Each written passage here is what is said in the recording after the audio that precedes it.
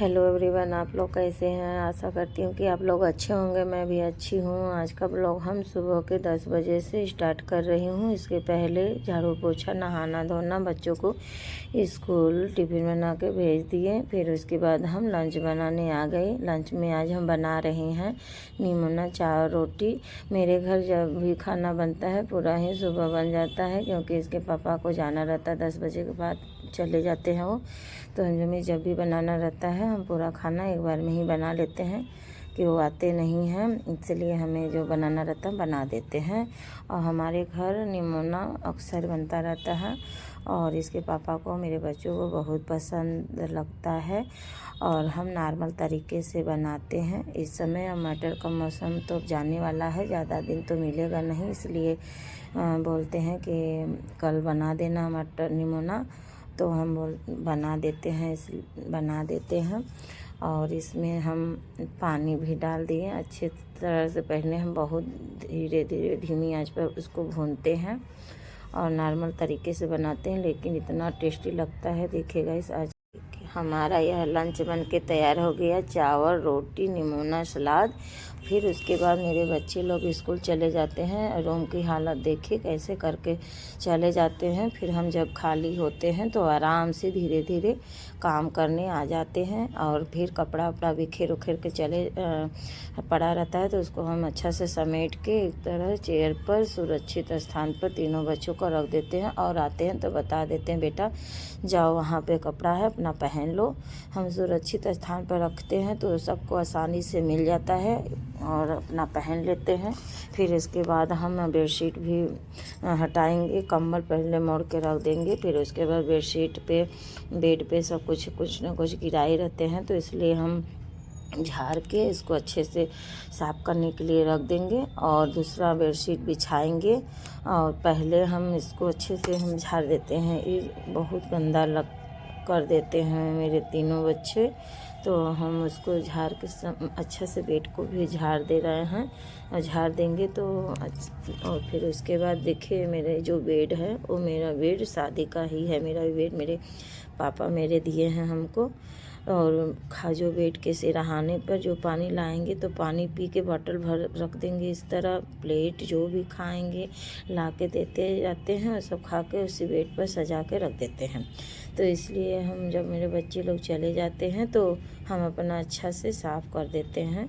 ऐसे आप लोग के भी बच्चे करते होंगे गाइस, कमेंट करके बताइएगा कि आप लोग के बच्चे करते हैं कि नहीं। ऐसा मेरे बच्चे तो इसी तरह काम करते हैं, लेकिन हम अपना शांति से अपना काम धीरे धीरे, मेरे बच्चे लोग चले जाते हैं तो हम धीरे से अपना निपटाते हैं, एक एक काम निपटा के अच्छा से। और मेरे बेडशीट भी हम अच्छे से बिछा दिए। फिर उसके बाद हम झाड़ू लगाना यहाँ पर आ गए। जो स्लीपर दिख रहा है चप्पल, वो बेड के नीचे और बक्से के नीचे पहन के ऐसे कर देती हैं। तो हम जब झाड़ू लगाते हैं तो उसको निकाल के जहाँ रखा जाता है स्लीपर वहाँ रख देते हैं। देखिए मेरे रूम की हालत इतनी अच्छी हो गई कि मेरे बच्चे आएंगे तो देख के कि खुश हो जाएंगे कि मेरी मम्मी मेरी रूम एकदम अच्छे से साफ़।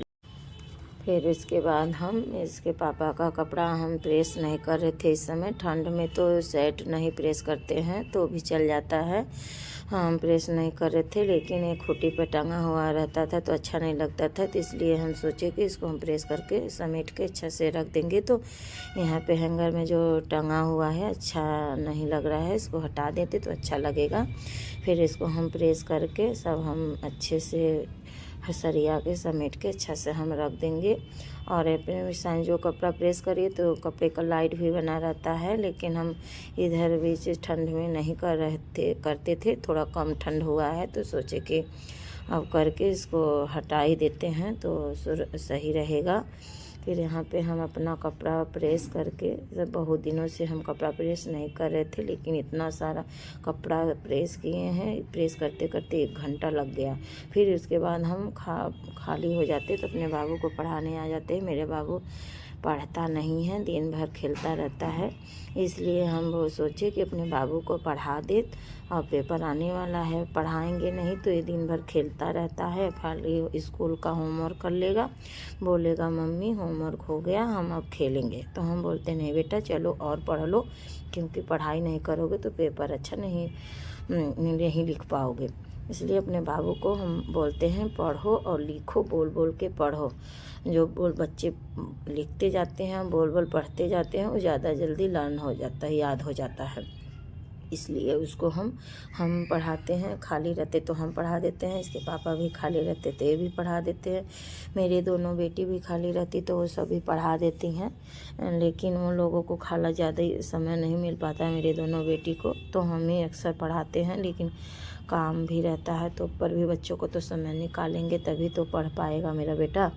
इसलिए हम सोचते हैं भाई समय निकालना ज़रूरी है, समय नहीं देंगे तो मेरा बाबू पढ़ेगा नहीं।